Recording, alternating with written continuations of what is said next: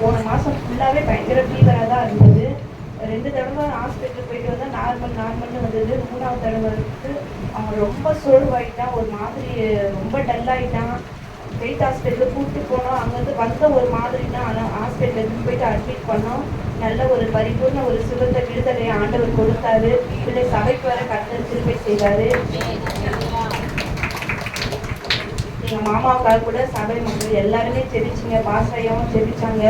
ஆனால் அவர் வந்து அந்த ரைஸ் மூக்கில் டியூப் போட்டிருந்தாங்க, அந்த ஜூஸு பால் கஞ்சியில் ஊற்றுறது அதை வந்து அடிக்கடி பிடுங்கி போட்டே இருந்தார். அப்புறம் ஒரு தடவை பிடுங்கி போட்டார். போட்டோடனே அவங்க வாய் வழியாக சாப்பாடு தரும்போது எல்லாம் நல்லா சாப்பிட ஆரம்பிச்சிட்டாரு.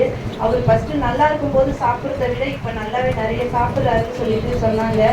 கர்த்தர் அவர் நல்லா சாப்பிட கிருபை செஞ்சுருக்காரு. இன்னும் அந்த வயிற்றில் அந்த மண்டை எலும்பு இருக்கு இல்லைங்களா, அதை எடுத்து வச்சு ஆப்ரேஷன் பண்ணால் அந்த ஒரு ஆப்ரேஷன் இருக்குது. அதில் கர்த்தர் நல்லபடியாக அதை செய்ய கர்த்தர் கிருபை செய்யணும். தேவைகள் எல்லாம் கர்த்தர் சந்திக்கணும். அவர் இதுவரைக்கும் வந்து அவர் எல்லாமே நல்லா நார்மலாக இருக்குது, ஆரோக்கியமாக இருக்காரு. அந்த ஒரு ஆப்ரேஷன் மட்டும் பண்ணால் அவருக்கு சரியாயிடும்னு டாக்டர் சொல்லத்தக்கதாக கர்த்தர் கிருபை செய்தார். அவர் ரொம்ப அப்படியே அவர் பொழைப்பாரானவே நினைக்கிறேன் நாங்கள். ஆனாலும் அவருக்கு நல்ல ஜீவனை கொடுத்துருக்காரு. அவர் நல்ல ரட்சிப்புக்குள்ளாய் வந்து ஒரு சாட்சியாக நிறுத்தணும்.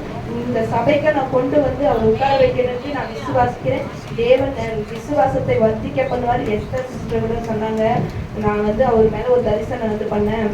அவர் ஜெபிக்கும் அன்றைக்கி ஆப்ரேஷன் அன்றைக்கி ஜெபிக்கும் போது அவர் தலையில் கட்டு போட்டு வந்து இங்கே சர்ச்சில் உட்காராருன்னு சொன்னாங்க. அதே மாதிரி கர்த்தர் கொண்டு வருவார். தரிசனத்தை தந்த தேவன் அதை கண்டிப்பாக நிறைவேற்றுவார் என்று விசுவாசிக்கிறேன். தேவன் சாட்சி ஆசீர்வதிப்பார்கள். ஆமென்.